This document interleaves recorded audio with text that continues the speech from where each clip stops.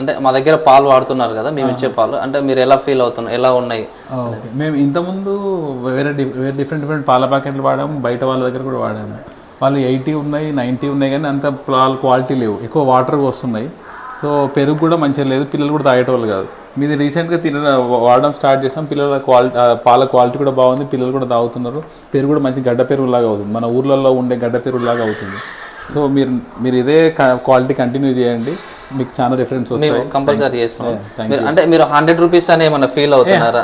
ఎందుకంటే క్వాలిటీ ఇస్తున్నాం అంటే క్వాలిటీ ఉంటే 100 రూపీస్ చేయడానికి ప్రాబ్లం లేదు. ఇప్పుడు 80 రూపాయలు తీసుకొని నీళ్లు కలుపుకొని దాని బదులు 100 రూపాయలు తీసుకొని క్వాలిటీ ఇస్తే పర్వాలేదు. అంటే మీరు వేరే వాళ్ళకి రిఫర్ చేయగలరు? తప్పకుండా రిఫర్ చేస్తాం.